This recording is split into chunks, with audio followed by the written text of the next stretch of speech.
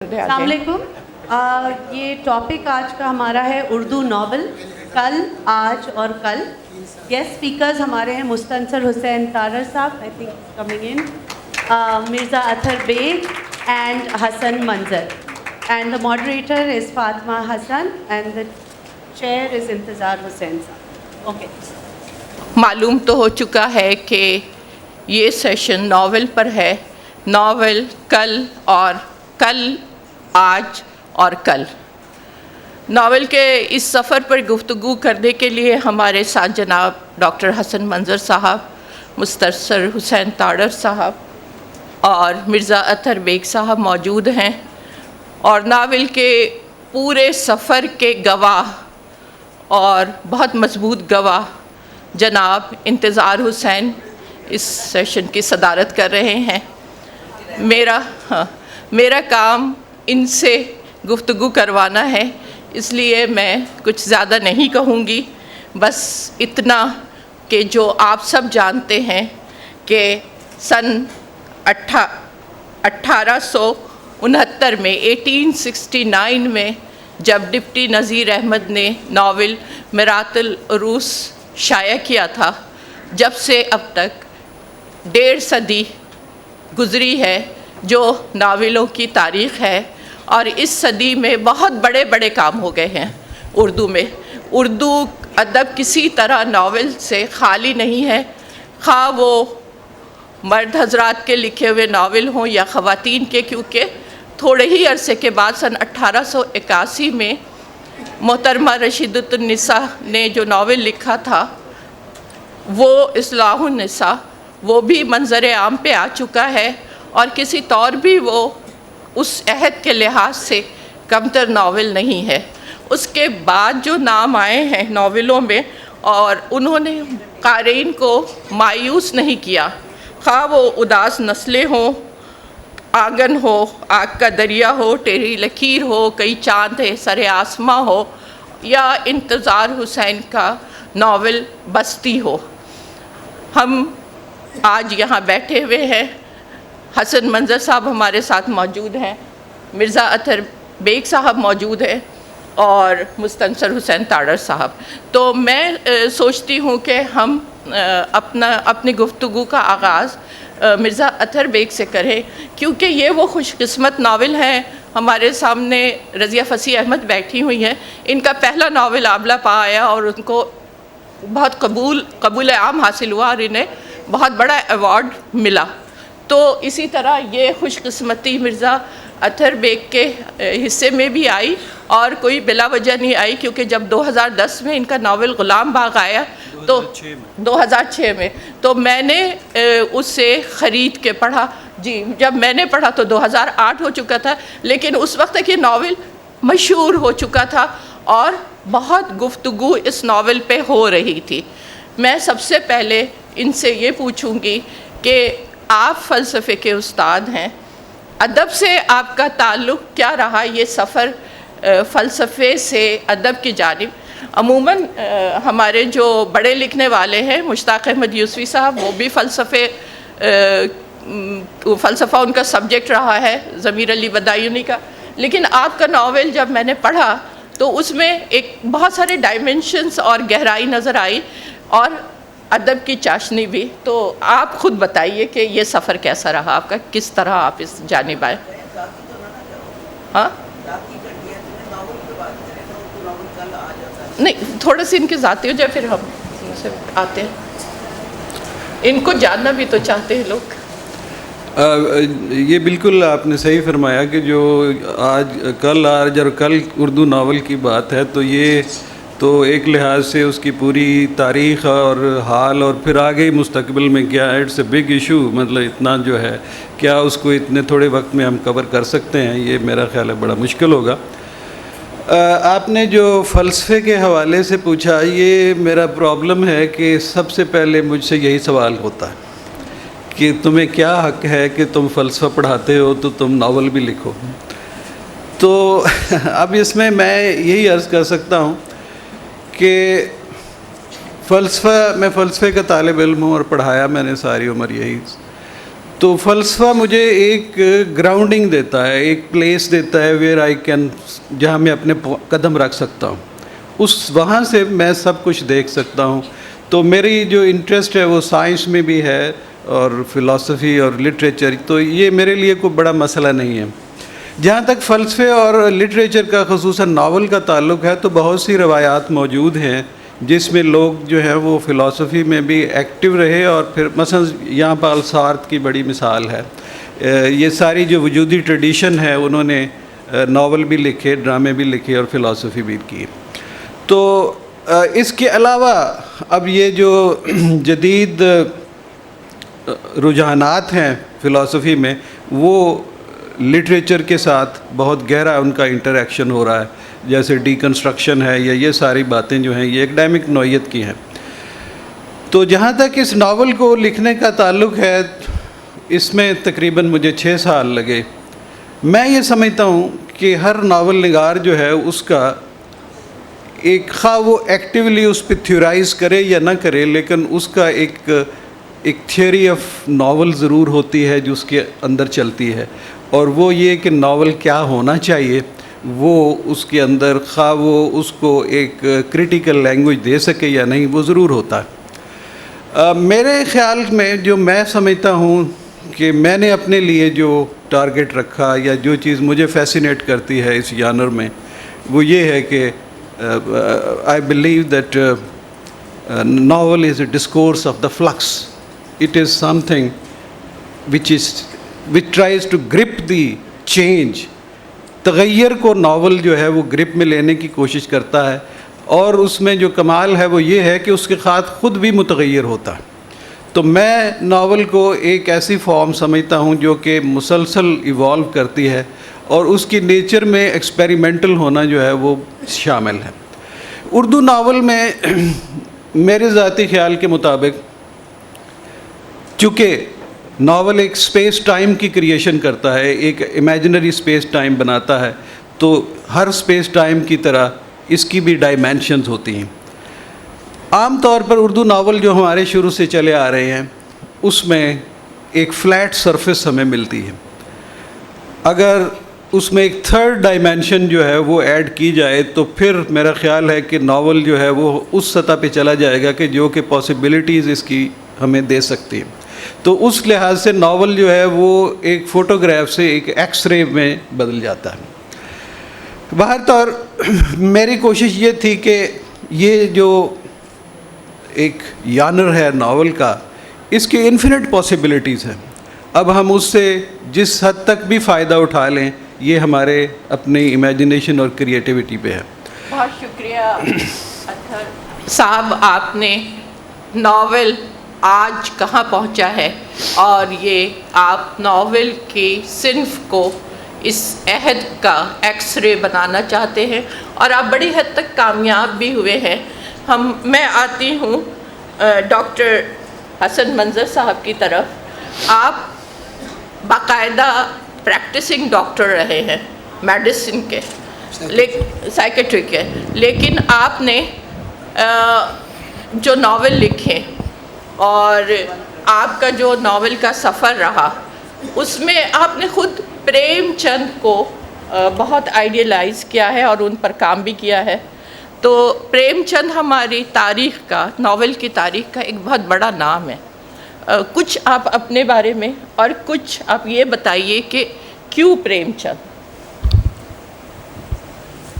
دیکھیے، جہاں تک میرے ناولوں کا سوال ہے، اب تک 6 ناول چھپ چکے ہیں اور 7واں پریس میں ہے، اور مجھے نہیں یاد آ رہا کہ ان 7 ناولوں میں کہیں بھی پریم چند کا کوئی ذکر آیا ہو. پریم چند میری تعلیم میں ان کا دخل ہے. بچپن سے، اسکول کے زمانے سے میں نے پریم چند میں جو چیز محسوس کی وہ مجھے اس بڑے ملک میں، انڈیا پاکستان میں، کسی اور رائٹر میں نظر نہیں آئی. بہت بڑے ادیب تھے، لیکن اس سے بڑے انسان تھے. ایسے انسان تھے جن کے اندر عصبیت بالکل نہیں تھی، معاملہ پرستی جن کے یہاں نہیں تھی، سادگی تھی. اور انہوں نے اس ملک سے کے جو مسائل تھے وہ اپنے سامنے رکھے. جو کچھ ہو رہا تھا سوسائٹی میں وہ ان کے سامنے تھا, جو گاؤں میں ہو رہا تھا وہ ان کے سامنے تھا, اور اس کو لے کے اس کے ساتھ وہ تانا بانا بنتے تھے اپنی کہانیوں کا. بہت بڑے کریٹیو رائٹر تھے, لیکن ان کو ناول اس شکل میں نہیں ملا تھا جو بعد میں قرۃ العین حیدر کو ملا, یا انتظار صاحب کو ملا, یا شوکت صدیقی کو ملا. ان کو ناول ملا تھا اس کی انفینسی میں. پریم چند نے اس کو ڈیولپ کیا. ان پہ الزامات رہے مثالیت کے, اور یہ کہ وہ سیاست کے بارے میں بات کرتے ہیں, وہ درست ہے, لیکن وہ چیز ہوتی تھی ان کے آخری ناول کے آخری باب میں, جب کردار سفر کر جاتے تھے اس طرف جہاں یہ سب برائیاں نہ ہوں. لیکن آخر تک پہنچتے پہنچتے وہ ناول کو پا چکے تھے کہ ناول کی ٹیکنیک کیا ہوتی ہے, جہاں سے ہم نے لی. وہ ٹیکنیک ان کی فائنلائز ہوئی ہے گودان میں, اور یہ افسوس کا ہے کہ جو آخری ناول وہ لکھ رہے تھے منگل سوتر, جو اس کے بعد آنا تھا, وہ ادھورا رہ گیا, اور اس کے نوٹس بھی انہوں نے نہیں چھوڑے کہ اسے مکمل کیا جا سکتا. تو یہ تو پریم چند کا حال ہوا. یعنی اس سے میری تھنکنگ پہ اثر پڑا ہوگا, یقیناً پڑا ہوگا. ہر ایک کے پڑا, جتنے بھی نئے دور کے لکھنے والے تھے, یعنی نذیر احمد اور آپ کے سرشار, ان لوگوں کے بعد کے جتنے بھی لکھنے والے تھے, ان سب کے نے ان سے فائدہ اٹھایا, اور حقیقت پسندی انہی سے سیکھی, اور انہی کے خلاف بھی ہوئے سب. جہاں تک میرے لکھنے کا سوال ہے, وہ چیز بالکل علیحدہ ہے. اکثر یہ کہا گیا ہے کہ سائیکیٹری کی وجہ سے میں لکھ پاتا ہوں. نہیں, میں نے ہمیشہ یہی کہا کہ میرے اندر جو رائٹر ہے وہ میرے اندر کے سائیکیٹرسٹ سے بہت زیادہ عمر میں ہے. سائیکیٹری بہت بعد میں آئی ہے. لکھنا میں نے شروع کیا تھا 4 یا 6 سال کی عمر میں. اس وقت تک میں سائیکیٹری کا لفظ بھی نہیں جانتا تھا.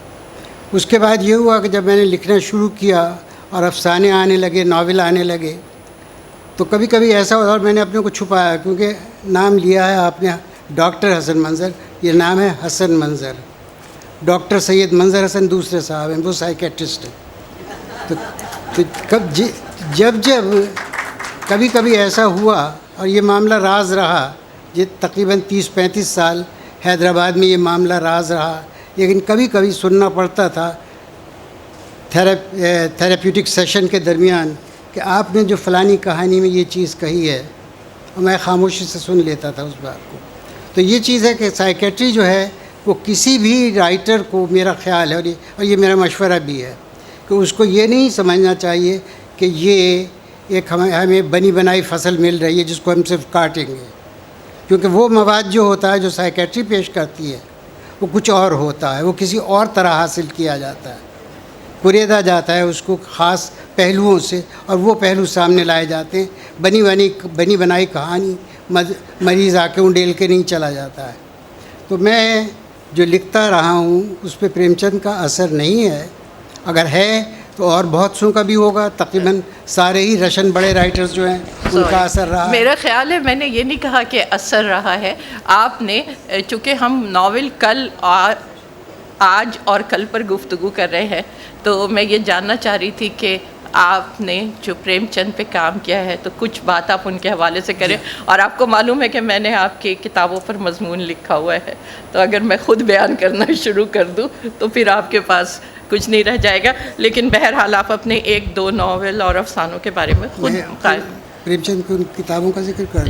جی آپ نے پریم چند گھر میں اور پریم چند کے گھر میں کچھ یہ بھی آپ نے, منشی پریم چند کی 2 کتابیں میں نے ان کے بارے میں نہیں, اپنے بارے میں, اپنی کتابوں کے بارے میں. میرا پہلا ناول الآصفہ تھا جو میں نے لکھنا شروع کیا تھا 1963 میں, اور اس کو ختم کیا ہے شاید 10-12 سال پہلے. جی ہاں, کیونکہ بیچ میں حالات ایسے ہوئے کہ میں نہیں لکھ سکا. اسی طریقے سے دوسرا ناول میرا ہے دھنی بخش کے بیٹے. وہ اس ملک کی زمین سے پیدا ہوا ہے. جو واقعات ہیں یہاں پہ کسانوں کے اور جو زمینداروں کی زندگی ہے, مڈل کلاس میں جو ان میں سے ہیں, جو باہر سے لوگ آتے ہیں اور ان سے مکس چاہتے ہیں کہ ہم یا پھر سے بس جائیں اور نہیں بس پاتے ہیں. وہ دیکھتے ہیں کہ دنیا اسی طرح چل رہی ہے, بلکہ اس کو اور پیچھے لے جایا جا رہا ہے. تو دھنی بخش کے بیٹے اس کے بارے میں ہے. تیسرا ناول میرا تھا ماں بیٹی، ایک ماں اور ایک بیٹی کی کہانی ہے. اور چوتھا ناول بیر شیبہ کی لڑکی، یہ ہے ایک یہودی نرس کی کہانی. اور اس کے بعد کا ناول وبا ہے، جو کہ ایک شہر کو اپنی لپیٹ میں لے لیتی ہے. اور آخری ناول جو ہے جو ابھی تک پریس میں ہے وہ ضخیم ناول ہے، انسان اے انسان. تو یہ ہے، اور ایک فل لینتھ پلے ہے. تو یہ تھوڑا سا اضافہ میں لٹریچر میں کر پایا ہوں.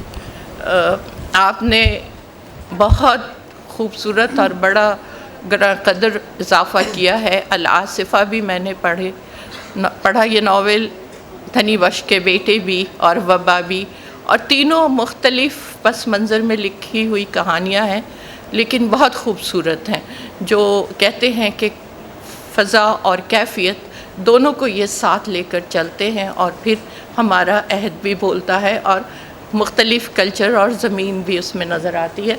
اب میں آتی ہوں مستنصر حسین تارڑ صاحب کی طرف. مستنصر صاحب کی اتنی کتابیں ہیں کہ اگر میں سب کے نام خود گنواؤں تو ان کے لیے وقت نہیں بچے گا. میں صرف ان کے ناول راکھ پر گفتگو کرنا چاہوں گی. راکھ ایک بڑے کینوس پہ لکھا ہوا ناول ہے، لیکن انہوں نے جو آغاز کیا تھا سفر نامے سے، ان میں بھی بڑی ناولیت ہے.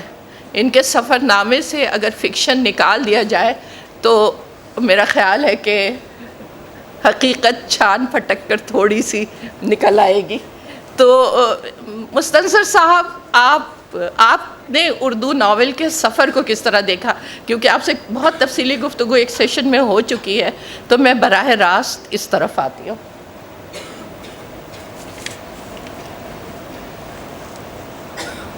خلیل جبران سے کسی نے پوچھا تھا، اس نے کہا کہ میں کبھی لاجواب نہیں ہوا سوائے اس شخص کے کہ جس نے مجھ سے پوچھا ہو کہ تو کون. تو مجھے بھی جب میرے ادب کے بارے میں پوچھا جاتا ہے تو میں لاجواب ہوں، میں اس کو ڈیفینڈ نہیں کر سکتا. اور اسی طور پر برنارڈ شاہ کا نام بھی اشعار اسی لیے لکھا ہے کہ آئی ایڈمائرڈ ہم گریٹلی. ان کو آپ لیں تو اسی ترکی کے اورہان پاموک جو ہیں، اب ان کا کمپیریزن نہیں آپ کر سکتے. قرآن پاموک is totally different category, Yasar جو ہیں وہ ڈفرینٹ کیٹیگری ہیں. اسی طرح اگر آپ جاپان میں دیکھیں تو کاواباٹا یا جو ہیں دوسرے لکھنے والے، ان کو آج کا جو ہاروکی ہے نوراکامی، اس کے ساتھ کمپیریزن نہیں ہو سکتا. مثلا یہ جو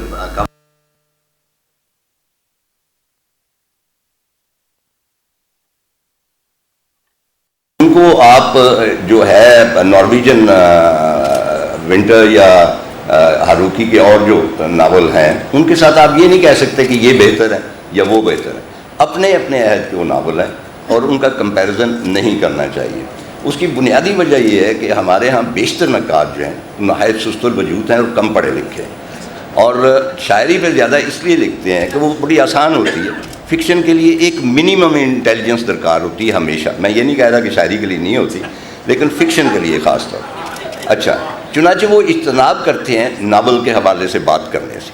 آپ مجھے بتا دیجیے کہ کوئی بھی آپ میگزین لے لیں، کیا اس میں کہیں جمیلہ ہاشمی یا نثار عزیز بٹ یا مطلب اور بہت سارے ہمارے اہم عزیز احمد اپنا جو ہیں خالدہ حسین ہیں، اس طرح جو بہت سارے ہمارے ناول نگار ہیں، کسی کا کوئی حوالہ ملتا ہے؟ ان کا کوئی تجزیہ ملتا ہے؟ ہاں یہ ہے کہ بھئی میر کے بارے میں ہوں گے، اقبال کے بارے میں آدھا، کیونکہ آسان کام ہے. چنانچہ یہ جو سستی ہے کریٹکس کی، اس نے بھی ناول کو بہت نقصان پہنچایا ہے، کیونکہ اس کی اپریشیشن نہیں ہوتی. یعنی ایک شخص جو ہے 5-6 سال لگا کے وہ ناول لکھتا ہے، کم از کم آپ اس کے بارے میں لکھیں تو صحیح یہ لکھتے ہیں کہ یہ بہت برا لکھتے ہیں، نہیں، اس کے اوپر کوئی توجہ نہیں دی جاتی. چنانچہ ناول کی میں ڈکلائن نہیں کہہ رہا، کیونکہ میں ہمیشہ یہ سمجھتا ہوں کہ یہ جو کمپیریزن ہے یہ بہت ہی ریڈیکولس بات ہوتی ہے. یہ کوئی 100 میٹر ڈیش نہیں ہوتی کہ اس میں ایک ناول آگے نکل گیا، وہ فرسٹ آ گیا، دوسرا دوسرے نمبر پر، تیسرا. وہ کیٹیگرائزیشن نہیں ہوتی. جو بھی شخص اگر ایک خاص پرومیننس حاصل کرتا ہے فکشن میں، اور وہ ایک ناول لکھتا ہے تو اس کو آپ زیادہ سے زیادہ یہ کہہ سکتے ہیں کہ یہ اس کا ناول ہے، یہ عبداللہ حسین کا ناول ہے، یہ قرۃ العین کا ہے. دے کی ناٹ بی کمپیئرڈ. یہ اپنے انڈیویجول ان کے اپنے اپنے اسٹانسز ہیں. بالکل صحیح کہہ رہے ہیں. یہ کمپیریزن جو ہے یہ ہمارا مزاج بن گیا ہے شروع سے لے کے، اساتذہ سے لے کے. یہ صرف فکشن میں اور ناولوں میں ہی نہیں ہو رہا ہے، یہ شاعری میں بھی ہو رہا ہے. فلاں فلاں سے بہتر ہے. اور اس سلسلے میں عورتوں پہ تو اور ستم ظریفی ہوتی ہے کہ یہ فلاں جیسا نہیں لکھتی اور فلاں سے اچھا لکھتی ہے، فلاں تو یوں لکھتی ہے. یعنی اپنے جو سماجی ایجنڈا ہے یا جو ان کی اپنے تعصبات ہیں وہ کسی پر رکھ کر اگلے پر تھوپنا چاہتے ہیں. لیکن خیر یہ رویہ غلط ہے. ہم بات کر رہے ہیں ناولوں پر، اور کاش کے ہم کبھی نقادوں کو بھی یہاں بیٹھاتے. قطع کلامی ہوتی ہے. جو آخری بات میں بھول گیا، ابھی آپ کامنٹ کر رہی تھی، میرا خیال ہے کہ آپ کی اس طرح فکشن پہ نظر نہیں ہے جس طرح کسی فکشن رائٹر کی ہونی چاہیے. بہت کیجول آپ لیتی ہیں فکشن کو، شاعری کو ذرا بلندر ظاہر آپ دیتی. میں سمجھتا ہوں کہ جو ناول کو بہت سارے جو نقصانات ہوئے ہیں اس میں یہاں جو ڈھیر ساری پاکستان میں شاعری کی جا رہی اس نے بھی بڑا نقصان پہنچایا. یعنی اب باہر کے ملکوں میں ہم گئے ہیں، چائنا گئے ہیں یا رشیا گئے ہیں یا کہیں بھی گئے ہیں، تو وہاں پہ اگر 10 ادیبوں کے ساتھ ہماری ملاقات ہوئی ہے تو وہ ناولسٹ ہوں گے یا شارٹ سٹوری رائٹر، ہارڈلی کوئی ایک آدھ دانہ شاعر ہوگا. لیکن یہاں پہ جتنی زیادہ شاعری ہو رہی ہے اتنی ہی زیادہ وہ مضر، کیونکہ جو نئی جنریشن آ رہی ہے وہ دیکھ رہی ہے کہ ایک شخص نے اگر 4 ناول لکھے ہیں تو اس کی کچھ پرتیت نہیں ہے، اس کے بارے میں کوئی بات نہیں ہو رہی. اور اگر ایک بندے نے، اب میں یہاں ریفرنس نہیں دوں گا، بہت برے ماشاءاللہ ہمارے شاعر ہیں جو بہت مشہور ہیں اور لیکن وہ کماتے بہت ہیں، مطلب مشاعروں میں. تو ایک بس یہ ضمناً میں عرض کرتا ہوں. میرے اوپر الزام آیا ہے تو میں یہ بتا دوں کہ خالدہ حسین کا ناول جو بہت ان نوٹس جا رہا تھا اس کا ڈیکنسٹرکشن پھر میں نہیں کیا تھا. خیر یہ صفائی پیش کرنے ہم نہیں پیدا ہوئے ہیں، اس پر بیٹھے یہاں پر. میں فکشن پہ نقاد کا رویہ کیا ہے، ناولوں پہ نقاد کا رویہ کیا ہے، اس پر میں دعوت دوں گی مرزا اطہر صاحب کو کہ یہ بتائیں کہ یہ کس طرح چیزوں کو دیکھ رہے ہیں. میں سمجھتا ہوں کہ مستنصر صاحب نے یہ بڑی اہم بات کی ہے کہ جو ہمارے ہاں ایک کرٹیسزم کا ڈکلائن ہے خصوصاً فکشن کا اور ناول کا، یہ بالکل صحیح بات ہے. اصل میں مسئلہ اب یہ ہے کہ ناول کو اسٹڈی کرنے کے لیے، اس کو اینالائز کرنے کے لیے ہمیں بہت سے دوسرے علوم میں اس کی بنیاد دیکھنی پڑتی ہے. تو ویسٹ میں جیسے ناول کو لیا جا رہا ہے تو وہ لنگوسٹکس سے بھی اس میں انپٹ ملتی ہے، فلسفی میں سے بھی، پوسٹ کلونیل تھیوری میں سے بھی، اور اس کے علاوہ اور باقی تمام جو علوم ہیں وہ مل کر ایک اس کو تھیورائز اور کنسیپچولائز کرتے ہیں. ہمارا جو پورا کرٹیسزم ہے، تنقید جو ہے ناول کی، میرا خیال ہے آج کل تو نان ایگزسٹنٹ ہے. اور وہ جو جدید جس کو کہا گیا کہ novelization, that process itself has to be understood. کیونکہ تھوڑا سا یہاں پہ ذکر میں کر دوں پس منظر کہ novel as a genre Renaissance میں ایک بالکل نئی بریک تھرو کے طور پر آیا ہے، اور جو روایتی پوئٹکس ہے وہ اس کو پوری طرح ٹیکل نہیں کر سکتی، اس لیے کہ یہ ایک ایسی صنف ہے کہ جو ایک چینجنگ ریئلٹی کو مسلسل اپنے اندر تغیر پیدا کر کے اس کے ساتھ ایک معاملہ پیدا کرتی ہے اور اس کو ایڈجسٹمنٹ اس کے ساتھ ہے. تو اب جو ناول اس وقت چل رہا ہے اس میں ایک اور ایلیمنٹ بھی آ چکا ہے جو کہ جس کو آپ سیلف ریفرینشیلٹی کہہ سکتے ہیں یا ریفلیکسیوٹی، کہ جو ناول خود ناول کے بارے میں، اب میں نے یہ ساری سچویشن جو ہے وہ میرے ناول غلام باغ میں میرے لیے خود ایک بہت بڑا مسئلہ رہی ہے کہ کس طرح رائٹنگ کا ایک عمل جو ہے وہ بذات خود تحریر کے لیے ایک مسئلہ بنتا ہے. تو جو بات مختصراً یہاں پہ میں کرنا چاہوں گا وہ یہ ہے کہ اس ناول کی صنف کو سمجھنے کے لیے ہمیں ایک اور سطح پر ایک ڈسکورس پیدا کرنا ہوگا جس میں ہمیں مختلف علوم سے جب تک ہم پورا رابطہ نہیں رکھیں گے تو اس کو ہم سمجھ نہیں سکتے. This is something which is always contemporary or always changing. تو مختلف جو حوالے تارڑ صاحب نے بھی دیے ہیں، اس کے علاوہ اور بھی بہت سے ناولسٹ جو کہ اس وقت دنیا میں لکھے جا رہے ہیں ناول، تو وہ اس میں جسے ہم یہ کہتے ہیں کہ ایک اچھی کہانی یا ایک good story which has grip, that is only one of the possibilities of a novel. Novel کے اندر امکانات اتنے زیادہ ہیں کہ اب یہ آپ پر ہے کہ اس سے آپ کس حد تک فائدہ اٹھاتے ہیں یا کس حد تک ایکسپلور کرتے ہیں. ہماری جو تنقید ہے وہ چند ایک پیرامیٹرز کے اندر ہی چلتی ہے، اس کے باہر شاید ابھی تک دیکھنے کی ضرورت محسوس نہیں کی گئی. تو میں نے جو 2 ناول لکھے ہیں اس میں یہ ایک تو یہ ساری جو کیفیات ہیں جو ایک رائٹنگ بذات خود کیسے ایک رائٹر کے لیے مسئلہ بنتی ہے، ڈومیننس کا ایشو اس میں نے ٹریٹ کیا ہے. اس کے علاوہ یہ کہ جو ہمارا ایک پوسٹ کلونیل سچویشن بنی ہوئی ہے وہ کس طرح ہمارے اوپر اثر انداز ہوتی ہے، اور اس کے علاوہ وہ سارے ڈسکورسز ہیں جو کہ براڈلی آپ اس کو فلسفے میں بھی لے جا سکتے ہیں.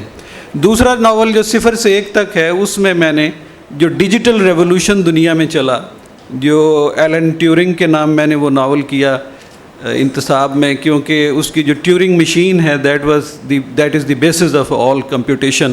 تو اس میں یہ میں نے جائزہ لینے کی کوشش کی ہے کہ یہ جو ڈیجیٹل ریولوشن اور کمپیوٹرائزیشن سے ہماری سوسائٹی پر اثرات مرتب ہوئے ہیں وہ کس طرح ہمارے سوشل سٹرکچر کو متاثر کر رہے ہیں. تو میرا ذاتی یہ خیال ہے کہ شاید اس موضوع کو اردو میں کم از کم اس سے پہلے نہیں دیا گیا. تو یقینی طور پر اگر اردو ناول نے سروائیو کرنا ہے تو we will have to evolve a very powerful critical tradition in Urdu literature.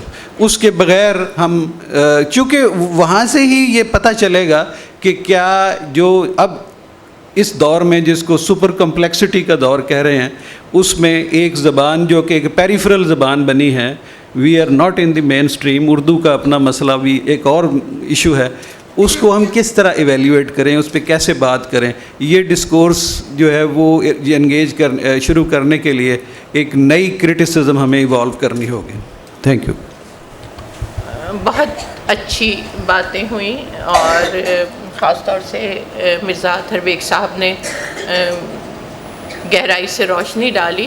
اور ایک ناول کے ساتھ یہ بھی مسئلہ رہا ہے کہ اسے لوگ پلیجر ریڈنگ کے لیے ہی پڑھتے رہے ہیں، بہت سنجیدہ نہیں لیا گیا. اور کل بڑی یہاں پر گفتگو پلپ فکشن پہ بھی ہوئی، ایک پیرل ناولز کا بھی رویہ چلتا رہا، لیکن ہم اس پہ مزید بات آگے بڑھے گی جب آپ کے درمیان سے سوالات آئیں گے. تو اب میں ہال اس سیشن کو اوپن کرتی ہوں سوالات کے لیے، اور پھر بعد میں انتظار صاحب سے کہوں گی کہ وہ ساری گفتگو کو وائنڈ اپ کریں گے جن کا اس پہ بڑا کام ہے. تو جی اب یہ والنٹیئرس مائک لے کر یہاں پہ 1 2 3 4 ہاتھ اٹھے ہوئے 5 6.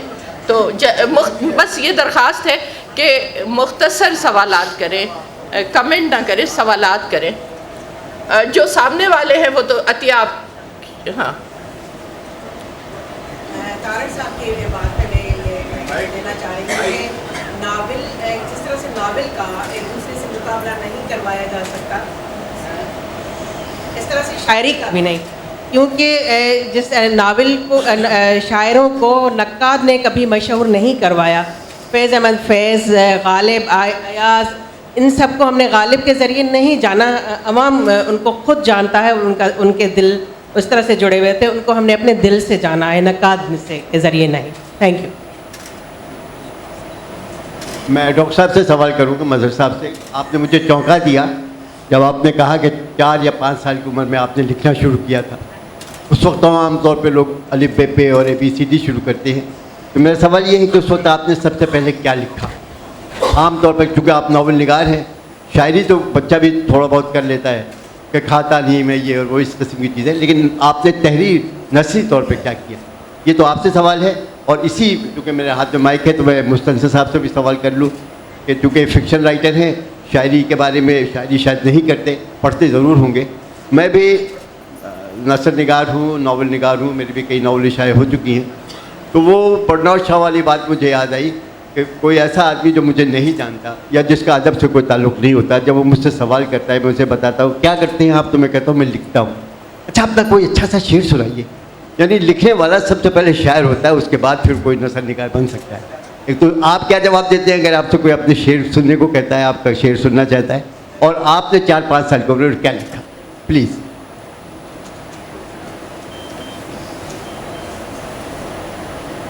जवाब सुन ले, फिर अगला सवाल आप। सवाल समझ में नहीं आया। अगर आप उसको सिर्फ एक लाइनर में आपसे कभी कोई पूछता है कि आप अपना कुछ शेर सुनाएं? नहीं, क्योंकि मुझे मेरे जो रीडर हैं वो मुझे बहुत हाई वैल्यू करते हैं।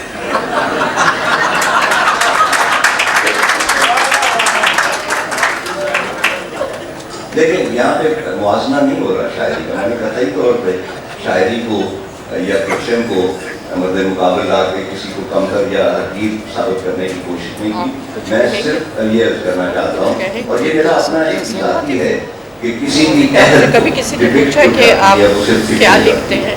फिक्शन बुनियादी तौर पे FIR होती है, आपसे ये पूछा कि आपने 4 साल की उम्र में क्या लिखा? करके लिखते हैं और उस मुआशरे को सुर्द कर देते हैं, और आप उसके नतीजे में मगरूम भी हो सकते हैं, उसके नतीजे में सब कुछ हो सकता है। अगर मेरा शायरी जो है उसमें एक एब्स्ट्रैक्ट तो बाहर तो हकीकत होती है, उनके धब्बे बैठेंगे कितनी बरसातों के बाद फ़लस्तीन के हवाले से भी हो सकती है, दूसरे कई जगह जहाँ पे जुल्म होता है वहाँ भी हो सकता है, लेकिन ये शायरी रिक्वायरमेंट है। तो मैं शायरी को मैं नहीं कर रहा, सिर्फ ये है कि जिस तरह आपने कहा शायद पढ़ते होंगे आप, तो उसके ऊपर आप किसी वक्त निशिस्त कीजिए, मैं देखता हूँ कि आपने कितनी पढ़ी है शायरी और मैंने कितनी पढ़ी है। क्योंकि मैं हकीकत में मैं आखिरी जो मैं अपनी ज़ाती बात नहीं करना चाहता था कि मेरी नस्ल में अगर कुछ ताकत है, कोई फोर्स है, तो उसकी बुनियाद शाह हुसैन, बुल्ले शाह, गालिब और किसी हद तक फैज़ है। तो उनके बगैर बल्कि कई हजरात, मुझे याद है कि उन्होंने मुझ पर इतराज़ किया कि जनाब आपने फ़लाँ जो नस्ल में सतर लिखी है वो तो फ़लाँ गालिब का शेर जो है उसकी डायरेक्ट आपने उसकी नस्ल लिख दी है, तो आपने गालिब का हवाला नहीं दिया। तो मैंने कहा कि मैं एक्सपेक्ट करता हूँ कि मेरा रीडर जो है वो इतना इंटेलिजेंट तो होगा कि उसको पता चले कि ये गालिब का, ये ज़रूरी नहीं है कि बताना है कि गालिब का। तो मेरी बहुत मुखासमत नहीं है, बहुत मोहब्बत है शायरी के साथ। मेरा ख्याल है जवाब आ गया। और इनका सवाल एक हसन मंजर साहब से था कि 4 साल की उम्र में आपने क्या लिखा? जो मैंने 4 साल की उम्र में लिखा था वो एक बयान था एक शहर का, और वो जगह मैंने देखी नहीं थी, सिर्फ पढ़ा था उसके बारे में, और वो जाके मैंने सुनाया मोहल्ले में जो बाजियाँ थीं और आपाएँ थीं उनको, और पसंद किया गया। लेकिन इससे एक अहम बात थी जो मैं कहने जा रहा था, वो ये थी कि मैं पार्टीशन से पहले का जो दौर था, यानी समझिए कि 19वीं सदी के आखिरी चौथाई से लेके 1947 तक, उस दौर को मैं उर्दू फ़िक्शन के लिए, बल्कि फ़िक्शन राइटर्स के लिए खुशकिस्मती का दौर समझता हूँ, क्योंकि उस ज़माने में जो कुछ हो रहा था वो बहुत कुछ था। सोसाइटी तब्दीली चाह रही थी, लोग महसूस कर रहे थे कि हम पस्ती की तरफ जा रहे हैं, और रजब अली बेग सुरूर की से निकल रहे थे वो। उस वक्त जो मसाइल थे उनको राइटर्स महसूस कर रहे थे, और प्रेमचंद उनमें सफ़े अव्वल के राइटर थे, नज़ीर अहमद, सरशार और शरर ये और तरीक़े से लिख रहे थे। बहरहाल उन सब के पास लिखने के लिए एक मवाद था, और वो मवाद इतना ज़्यादा था कि it was working as a force which अटरगो that right for the society. यहाँ भी मसाइल हैं 40 से यानी पिछले 25-30 साल में, और वो बराबर बढ़ते जा रहे हैं, उस पर लिखा भी जा रहा है, लेकिन वो लिखा हुआ जा रहा है, उसकी कोई डायरेक्शन नहीं है, वो बिखरा हुआ सा है, उसके अंदर वो फोर्स नहीं है। इंडिविजुअली चीज़ें अच्छी हैं, लेकिन वो मिल के कुछ नहीं बना पा रही हैं कि सोसाइटी में तवज्जो ला सकें और लोगों को मुतवज्जो कर सकें उसकी तरफ। अगला सवाल। میں معذرت چاہوں گی, میری اردو کی ٹیچر نے بہت مارا ہے تو میری اردو اچھی نہیں ہے, کوشش پوری کر رہی ہوں. رائٹنگ از اے پروسیس, شاعری از اے پروسیس, تو آپ زندگی از اے پروسیس. میرے لیے میرات العروس تھی نا, وہ ٹرانسفارمیشن کا جو پروسیس ہے, ایوری پروسیس ٹیکس یو. ایک کتاب آپ کو پروسیس کر کے نئی جگہ لے جائے گی. میرات العروس جہاں مجھے لے گئی, آڈیسی لے گئی, جواب شکوہ لے گئی. آپ تو تھراپی میں ہیں, وہی میں بھی سائیکو انالسٹ ہوں. تھراپیوٹک ہو یا رائٹنگ ہو, اپنی ہو یا دوسرے کی ہو, آپ کو اگر پروسیس کے تھرو لے جائے وہ اصل رائٹنگ ہے, چاہے وہ کسی بھی فارم میں ہو. آپ سے یہ سوال ہے ڈاکٹر صاحب کہ میں جو ہوں اب پروفیشنل ہوں, میرے لیے ناول کا وقت نہیں ہے, تو آپ 3rd 4th ڈائمنشن کیسے دیں گے؟ اس کو ٹویٹ ناول بنائیں, کچھ کریں کہ ہماری توجہ رہے اس طرف کہ ہم بھاگ نہ جائیں. ویسے بھی ADHD ورلڈ ہے. Thank you. کمنٹ ہے, کوئی سوال نہیں ہے. میرا خیال ہے راحت سعید صاحب اور رضیہ فصیح احمد اور تنویر, ہاں 3 ہیں. میرا مرزا اطہر بیگ صاحب سے سوال ہے. یہ آپ نے ایک بات تو آپ نے یہ کہی کہ ناول کے لیے ہمارے ہاں وہ کرٹیسزم موجود نہیں ہے. تو ایک تو یہ سوال ہے کہ کیا آپ سمجھتے ہیں کہ شاعری کے لیے, کیونکہ شاعری اور فکشن کے بارے میں کافی بات ہو رہی ہے, اس کے لیے کیا ہمارے ہاں کوئی ایسے تنقیدی پیمانے جو ہیں وہ اتنے ترقی یافتہ ہیں کہ ہم اس کو کر سکیں؟ اچھا, میں آپ کی بہت بڑی فین ہوں اور آپ کے دونوں ناولز میں نے پڑھے ہیں اور مجھے بہت ہی پسند ہے. تو اس میں آپ کے جو فارم کے ایکسپیریمنٹیشن ہے اور جو آپ نے 0 سے 1 تک, مطلب اس میں جو فارمز کا جو آپ نے تجربہ کیا ہے, تو آپ کچھ نام بتائیے جن سے کہ آپ بہت متاثر ہوئے ہیں دنیا کے ادب میں, جن سے آپ نے یہ سب کچھ سیکھا ہے. اور چونکہ آپ یقیناً فلسفے کے استاد ہیں, اس کی بھی بہت ساری کے اثرات ہمیں نظر آتے ہیں, تو کچھ اس کے بارے میں کچھ اگر آپ کہیں. اصل میں کوئی نیم ڈراپنگس جو ہے نا وہ نہیں کرنا چاہتا. میں یہاں کی بات نہیں کر رہی نیم ڈراپنگس تو, لیکن یہ کہ کچھ انٹرنیشنل. ہاں, اس میں یہ ہے کہ جو فرینچ ٹریڈیشن ہے وہ مجھے زیادہ متاثر کرتی ہے, اور ناول کی جو جتنی ہیں, تو مثلاً اس میں اگر موریس بلانشو ایک ناولسٹ ہے, وہ بہت مجھے اس نے متاثر کیا.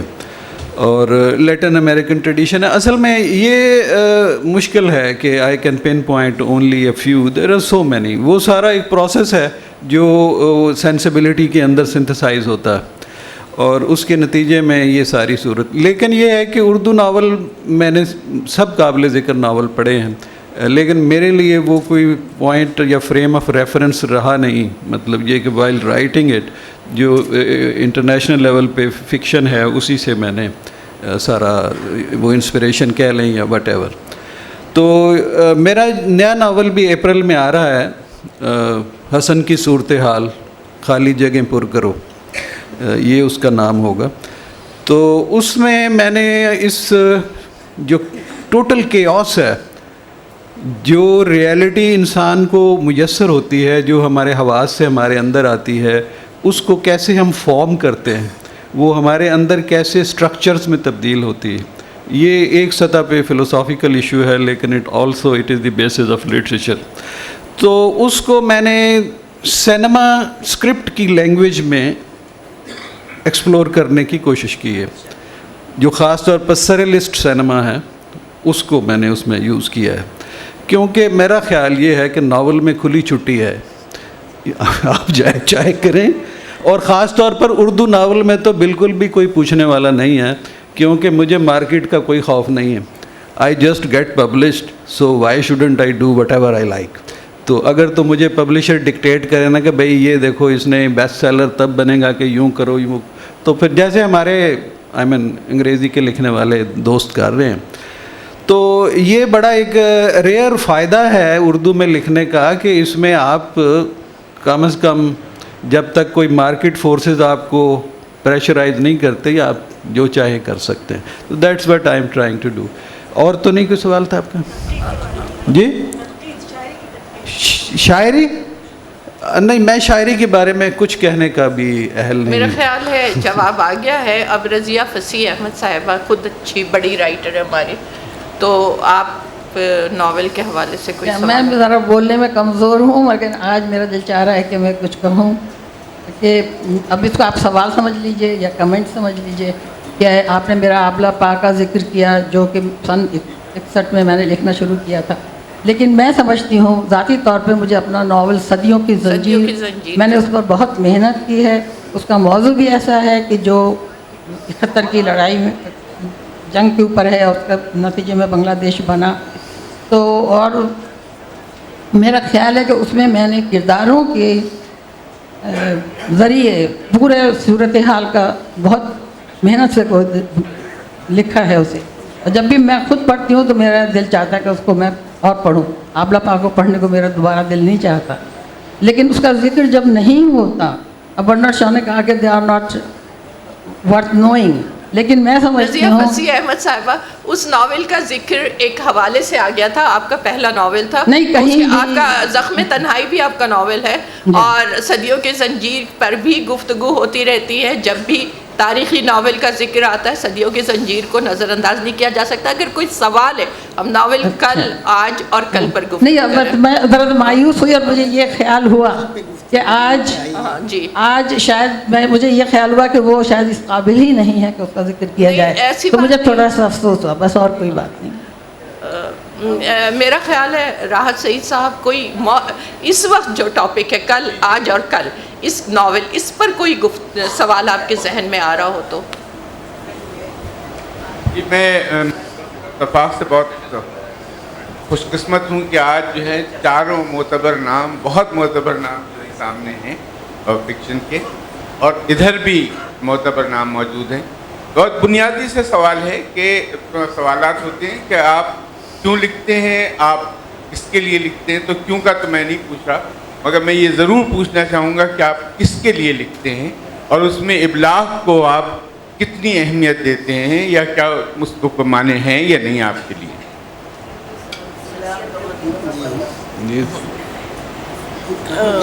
یہ سوال آپ نے کس سے کیا ہے؟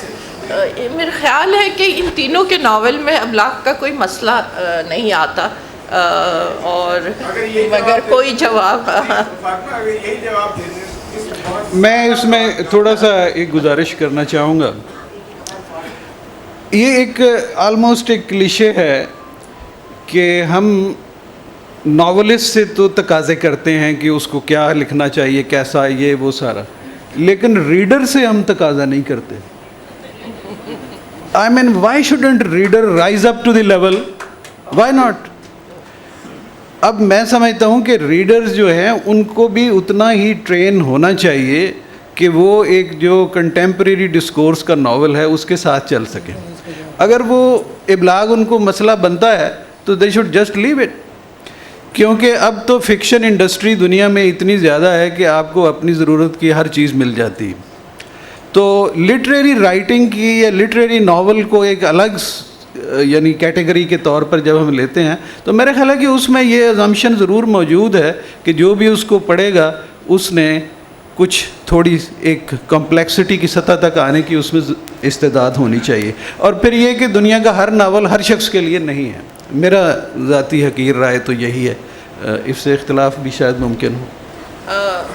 حسن منظر صاحب بھی اس سلسلے میں کچھ کہیں؟ میرا خیال ہے کہ یہ سوال کہ چھپوانا آسان ہے اور یہ کوئی پرابلم نہیں ہے، یہ اور دوسرے یہ کہ پڑھنے والوں کو بھی اپنا معیار بلند کرنا چاہیے. یہ باتیں آپس میں لنکڈ ہیں. ناول اگر ہم سب اور ساری اس کی کلاسیفیکیشن چھوڑ دیں تو ہمیشہ سے دو حصوں میں تقسیم رہے ہیں، سنجیدہ اور کم سنجیدہ. کم سنجیدہ میں اسلامک لٹریچر بھی رہا ہے، سنسنی خیز ناول بھی رہے ہیں، جاسوسی ناول بھی رہے ہیں، تاریخی ناول بھی رہے ہیں، اور وہ زیادہ پڑھے گئے ہیں. پھر رومانٹک ناولز ہمیشہ سے زیادہ پڑھے گئے ہیں. ایک دور تھا جب شمیم اور انور بہت زیادہ پڑھے جاتے تھے. ایک دور تھا جب AR خاتون سے زیادہ کوئی ناول نہیں پڑھا جاتا تھا. لیکن اب جو ناول ہم لکھ رہے ہیں، ہم سے مراد ہم 4 حضرات جو یہاں بیٹھے ہوئے ہیں، تو یہ ہر ایک نہیں ان کو پڑھنا پسند کرتا ہے. ان کے ہاتھ میں اگر کتاب جاتی بھی ہے تو وہ پڑھ کے بغیر پڑھے اسے واپس کر دیتے ہیں. لیکن ایک دوسرے درجے کتاب جاتی ہے، میں اسے دوسرے درجے کی کتاب نہیں کہہ رہا، وہ بھی ادب ہے، तफरीही अदब सही, लेकिन वो पढ़ा जाता है। इसकी एक वजह तो ये भी है, मुझे ताज्जुब अक्सर होता है कि जब स्टूडेंट्स बजाय MBA में दाखिला लेने के आजकल MA में दाखिला लेते हैं तो उन पे मुझे ताज्जुब होता है। और उससे ताज्जुब ये होता है कि ये उर्दू MA में ले रहे हैं, आखिर क्या है? तो उसकी वजह ये है कि वो सोसाइटी का रुझान जो है वो बदल चुका है, वो सारा नई टेक्निक्स की तरफ है जिधर ज़्यादा आमदनी है।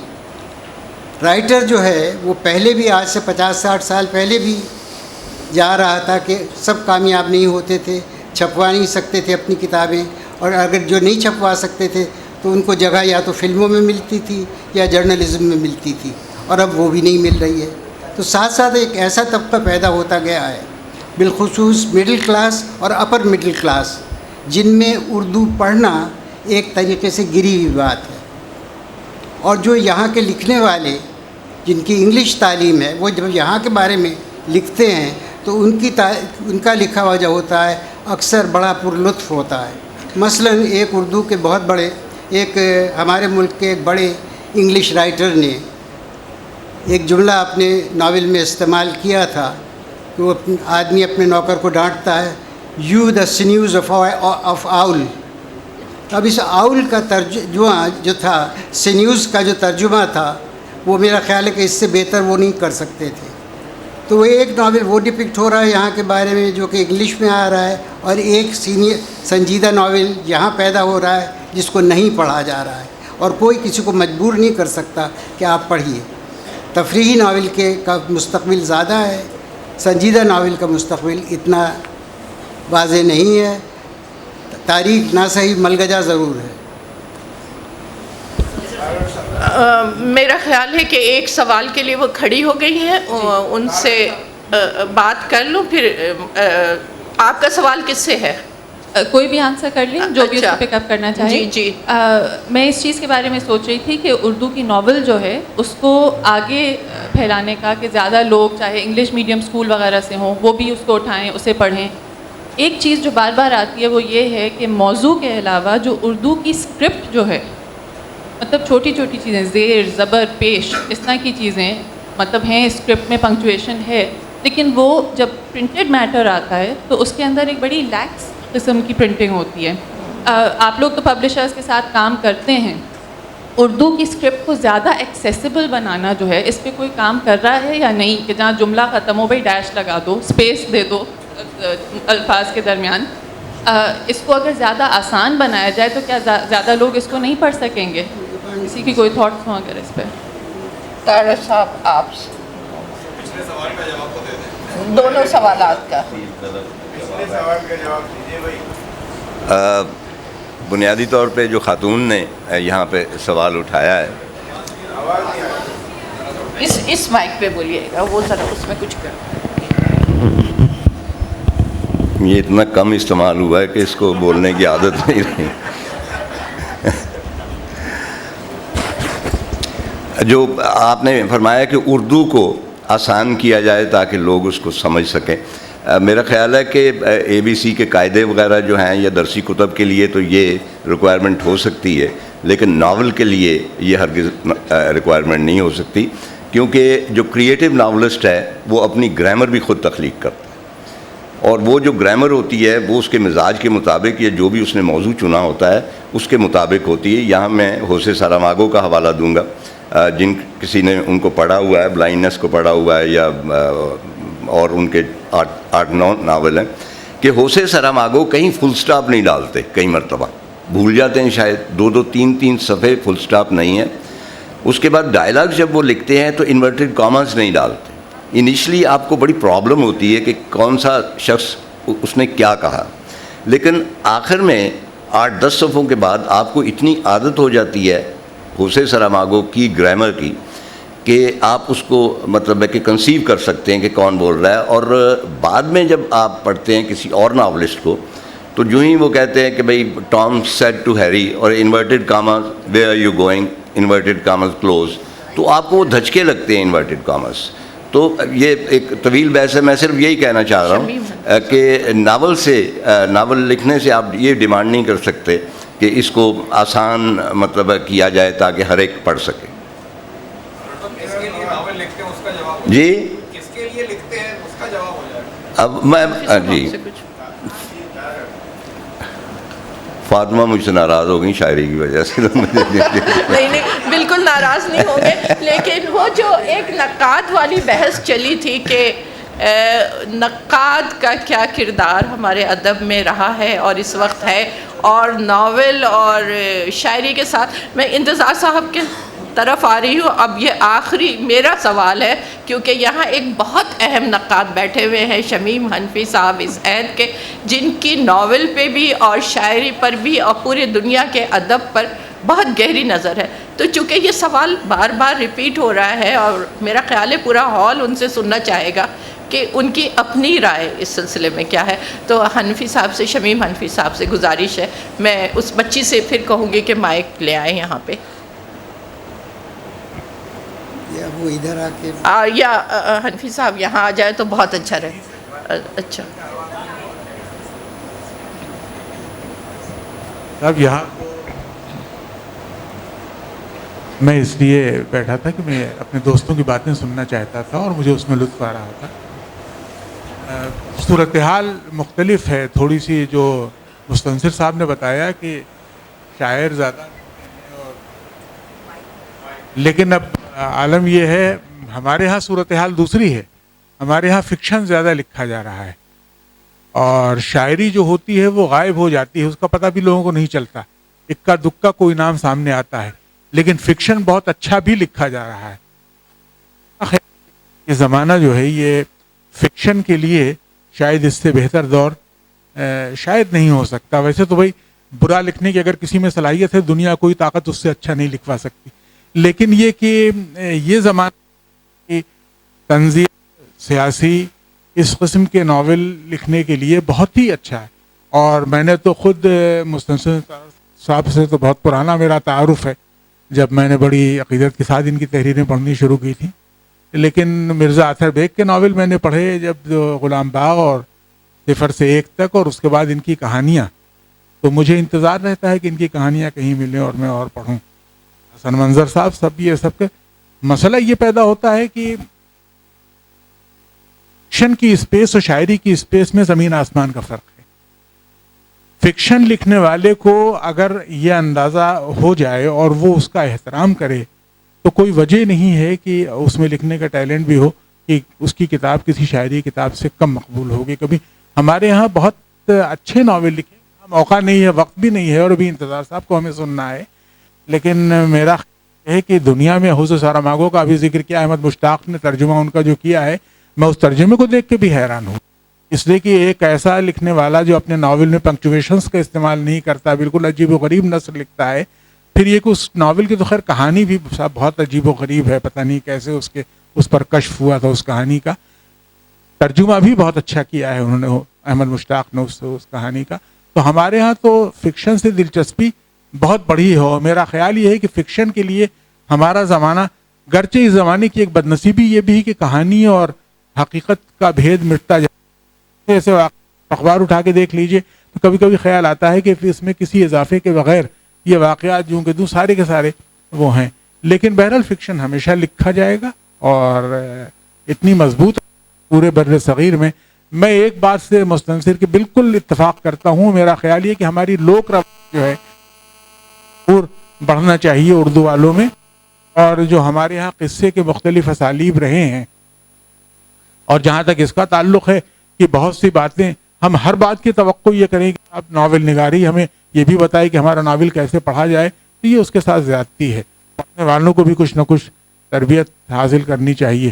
اور ہمارے معاشرے میں جو عدم توازن پیدا ہو رہا ہے اس کا سبب کہ ہم نے ادب پڑھنے کے آداب سے بھولتے جا رہے ہیں. گھروں میں لوگ نہیں، بچوں کو ظاہر ہے کہ پروفیشنل سبجیکٹس جو ہیں، سائنسز ہیں، سوشل سائنسز ہیں، اور اس طرح کی لا ہے اور ٹیکنالوجی ہے، ان سب چیزوں نے وہ اسپیس جو ہیومینٹیز کو ملنی چاہیے تھی وہ بہت سی ان کے قبضے میں چلی گئی. تو یہ اس سے بڑا عدم توازن پیدا ہوا ہے. لیکن بہرحال صاحب بہت اچھا فکشن لکھا جا رہا، ہمارے سامنے اس کے 4 نمائندے تو اس وقت ہمارے سامنے بیٹھے ہوئے ہیں. تو کوئی میں نہیں سمجھتا کہ اس سے کوئی مایوس ہونے کی कोई ज़रूरत नहीं। बहुत शुक्रिया। बहुत शुक्रिया शमीम हनफी साहब, आपने जो गुफ्तगू की उससे बहुत से सवालात के जवाबात मिल गए। गुफ्तगू बहुत हो सकती है लेकिन मुझे वहाँ से इशारा हो रहा है कि अब वक्त ख़त्म हो रहा है और इंतज़ार साहब से हमें गुफ्तगू करनी है। माफ़ कीजिएगा, फिर किसी और सेशन में या जी इंतज़ार साहब जवाब देंगे। से आते हैं, आप वो चेहरे हैं जो हमें चेहरे नजर नहीं आते टीवी के अलावा। हम आपकी बुक्स परचेज करते हैं, हमें कोई गिफ्ट में नहीं देता। जब भी ऐसी महफिल होती है, मैंने एक चीज़ बहुत नोट की और आज भी इस चीज़ को नोट किया कि आपने जब सवालात के लिए हमें टाइम दिया तो आपको नाम पता थे। आपने कहा शमीम साहब को माइक दे दो, राहत साहब को माइक दे दो, रज़िया साहबा को माइक दे दो। जो एक्चुअल ऑडियंस जो आपके चेहरे देखने को तरसती है, आपको अंदाजा नहीं है।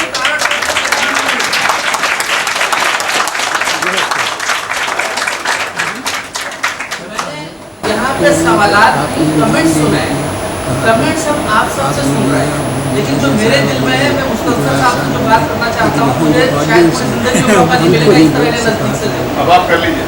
लेकिन मेरी आपसे सिर्फ एक रिक्वेस्ट है कि आप लोग बहुत बड़े लोग हैं, जब प्लीज़ अवामी महफिल में आया करें तो जो अवाम का टाइम हो अवाम को दें, जो आपका टाइम हो आप। मैं माजरत खा हूँ कि ऐसा हुआ, सामने जो चेहरे नज़र आ रहे थे और जब वो सवाल पूछना चाह रहे थे तो मैं और एक बहस छिड़ गई थी, उस पर मैं भी जानना चाह रही थी शमीम हनफी साहब का कमेंट। लेकिन मुस्तनसर हुसैन तारर साहब, ये जो महफिल है अभी खाने का वक्फ़ा होगा और वो जब होगा तो वक्फ़ा तो होगा तो उसमें आप उनसे गुफ्तगू कर लेंगे। घंटा 1.5 घंटे का वक्फ़ा होता है और वो यही मौजूद होते हैं। तो ये इस तकसीम में यानी बहुत कुछ आ गया, क्योंकि हमारे यहाँ ये है कि एक तो संजीदा नाविल है जो बहुत कम पढ़ा गया है और एक कम संजीदा नाविल है जो बहुत ज़्यादा पढ़ा गया है। अच्छा, ये हमारे यहाँ ही मसला नहीं है, जहाँ से ये सिन्फ आई है वहाँ भी ये मसला रहा है। मसलन 20वीं सदी में जो नावल सबसे कम पढ़ा गया वो सबसे ज़्यादा मशहूर हुआ और उसे सबसे ज़्यादा मेयारी नावल समझा गया, और जो कम संजीदा नावल थे उन्होंने बहुत शोहरतें हासिल की बगैर। अब वो एक नावल जो मसला बन गया 20वीं सदी के लिए, यूलिसिस, और जो समझ में नहीं आ रहा था लोगों के, अब वो कहा जा रहा है कि वो 1000 साल के दौरान में सबसे बड़ा नावल है। अब तो ये उसका यानी रेटिंग ये हो गया। लेकिन उस नावल के मुतालिक कोई ये नहीं कहता कि साहब ये नावल मेरी समझ में नहीं आया या मुझसे पढ़ा नहीं गया, सिवाय हमारे यहाँ वारिस अलवी हैं तो उन्होंने ये एतराफ़ किया कि नहीं, मैं ये नावल नहीं पढ़ सकता। मुझसे भी नहीं पढ़ा गया।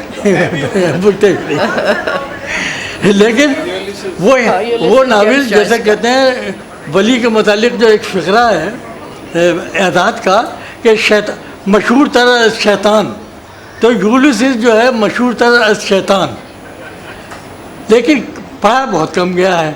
अब हमारे यहाँ जो मसला है कि हमारे यहाँ बहुत अच्छे लिखने वाले हैं, अब वो मुझे पता नहीं कि कम संजीदा के ज़ैल में आते हैं या संजीदा के ज़ैल में आते हैं, लेकिन बहुत पॉपुलर रहे हैं हमारे यहाँ, अपने बैठे हुए हैं मुस्तनसर तारर। मैं इन पर रश करता हूँ और मैं हसद करता हूँ उन पर कि जितने ये मजमा लूट लेते हैं वो बहुत अच्छे नावल निगार हैं।